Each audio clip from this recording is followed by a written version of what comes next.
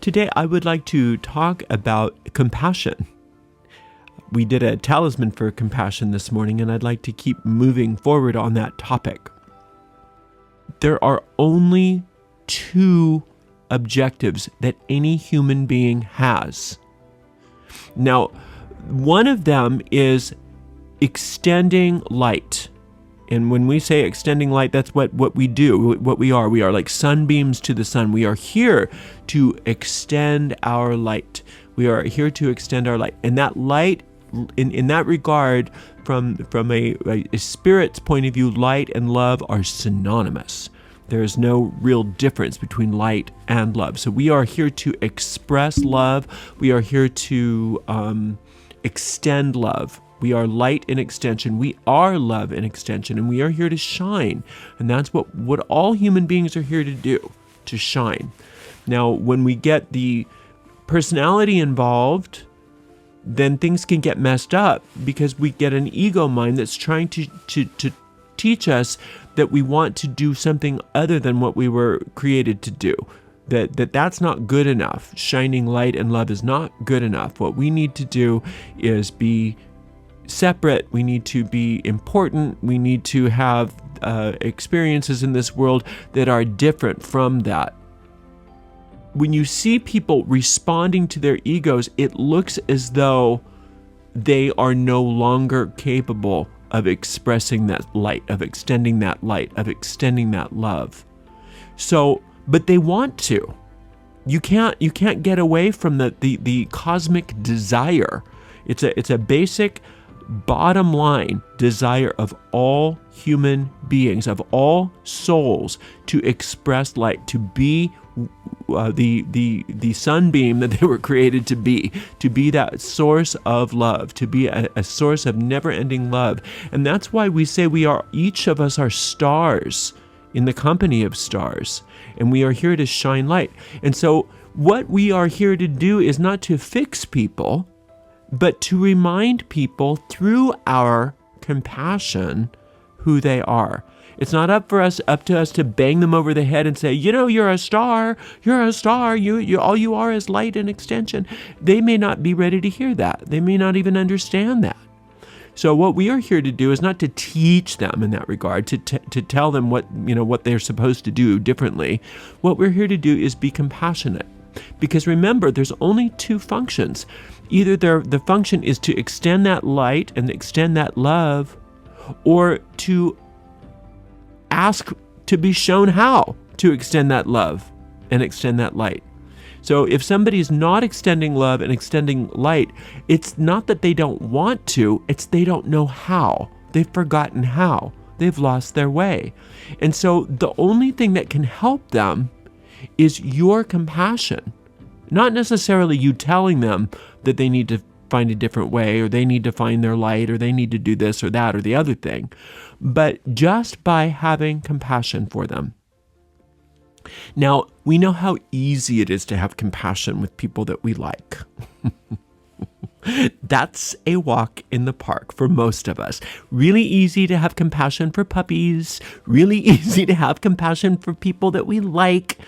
But that's not what we're necessarily only called on to do, is having compassion for who and what is easy. What we're called on to do is have compassion, period. And that's when you get into some work. It's work. It's challenging. I even sometimes call it a bitch to just have compassion for people who, in the ego's point of view, don't deserve it. They don't deserve it. But they do. In fact, they need it. They crave it. You have more power to heal them than you realize. But that's not your objective. Remember that. Your ego gets a hold of this and it says, oh, time for me to heal them. No. Time for God to heal them through you. Time for Spirit to heal them through you. Your job is just to say yes to Spirit, not to come up with the ideas about what they need or what they should do or how they should act. You know, that you don't put conditions on your compassion. You are here to just have compassion for them. And through that compassion, you ask to be used as a means by which they can have that healing, that they can find their light. And you may never see the results of the work that you do. You may never see it. You may, but you may not. And it's nothing to take personal credit for anyway, because you're just functioning the way you're supposed to function, right? But when we have compassion for somebody, what we're doing, and you do that on an energetic level, it really doesn't sometimes matter what you say or what other people see.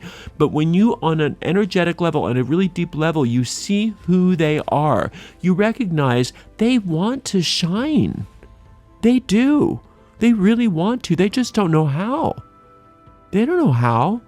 And you don't know how to tell them how to do it anyway. But what you can do is see them as they are rather than as they are posing. See them as who they are rather than as how they are behaving. A lot of people, remember what the ego does. The ego's here to show you how to be separate from perfection. Because all good is who creates us, right? All good, all perfection. Spirit is all perfect, completely perfect. There's nothing wanting. There's nothing junky in spirit. So you were created out of perfection to be perfect. So, but the ego mind has this idea that we've adopted, that we've accepted of how do I separate myself? How do I become better than God? How do I separate myself from God? Well, the only way to separate yourself from perfection is to find junky things, icky things, bad behaviors. To prove to yourself in the world, see, God messed up with me. I'm not good enough. I'm not good enough. And that's what the ego's there to do, is to try to carve out separate you. And the only way to distinguish yourself from all good is to find something less than about yourself. And so when you roll around with that ego mind for a long enough time, sometimes many lifetimes, your behavior can start reflecting some really negative thoughts, some really bad things, because you're out to prove to yourself and the world how bad you are, right? So when you get somebody who's behaving badly, they really don't know what they're doing. They don't know. They don't know how to get out of it. They are so messed up. And your judgment of them on an energetic level is reinforcing it. It's making it worse, not better. So what we have to do is ask to find compassion, because it's hard to find it on our own. So we ask for help. How can I see this person in a compassionate light? How can I do that? Show me, please show me.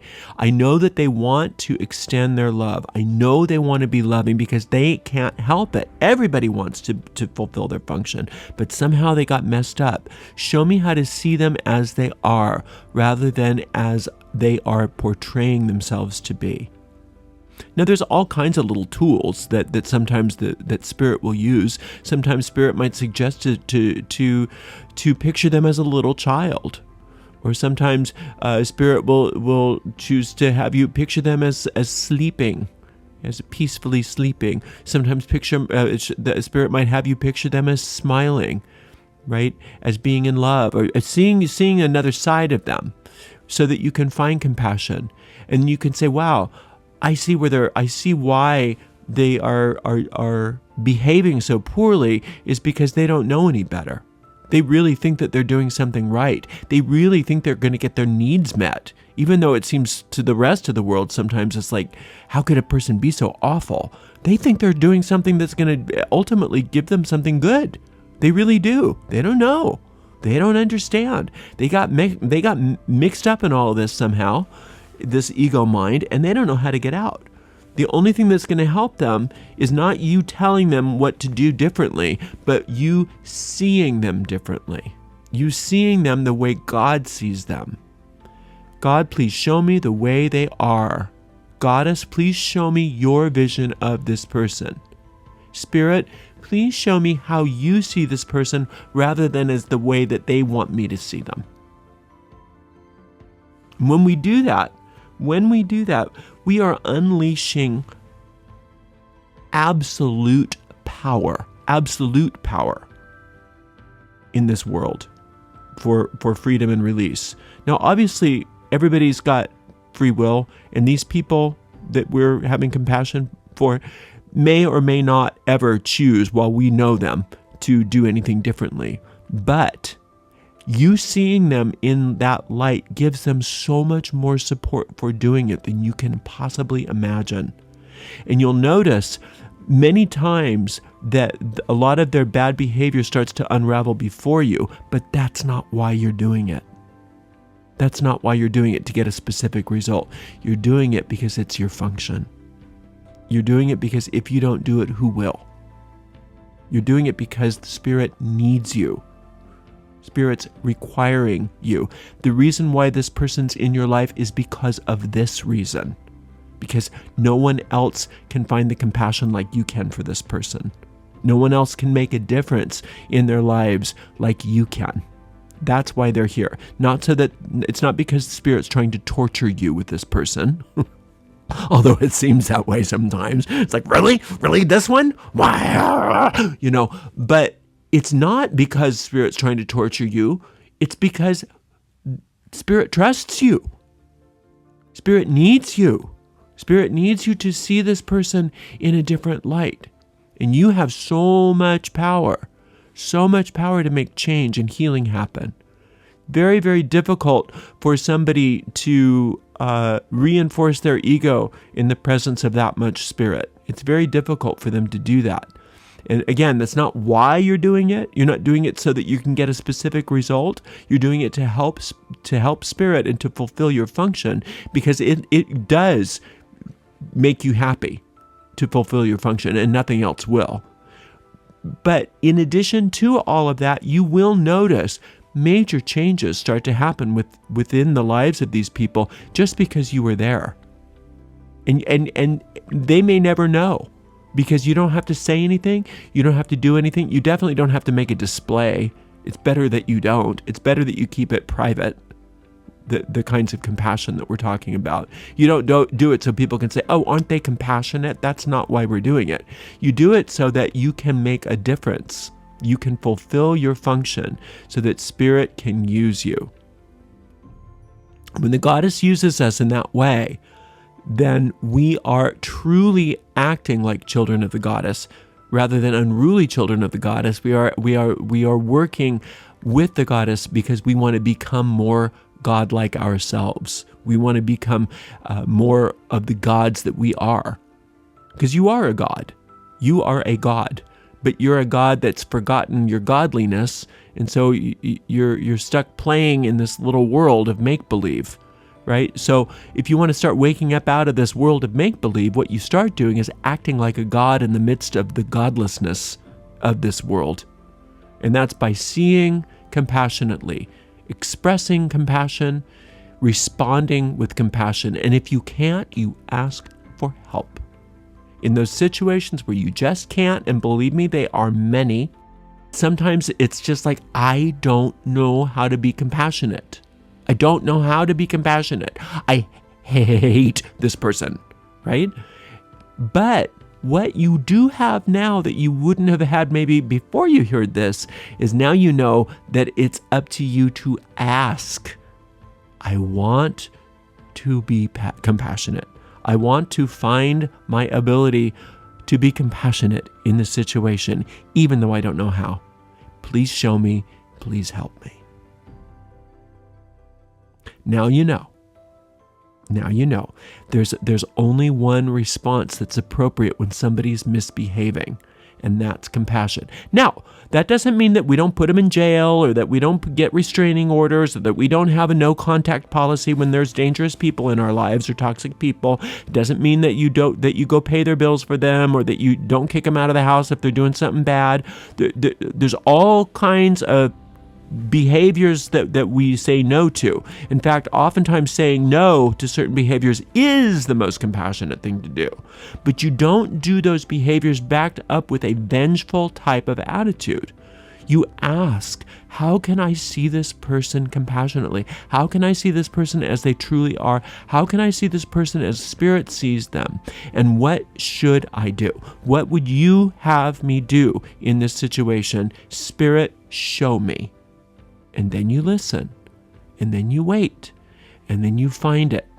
And then you respond appropriately. Right? And that kind of light work that you're doing is it can overcome thousands and thousands and thousands of years worth of darkness that somebody has built up around them, including you. You can save yourself thousands and thousands of years of time of reincarnating and reincarnating and reincarnating and learning and learning and learning just by going right for it. Show me compassion. Please show me how to love this person even though I don't want to. Show me how to be compassionate to this person, even though my first response is to hit them or to yell at them or to leave them. Show me another way. And you will be shown.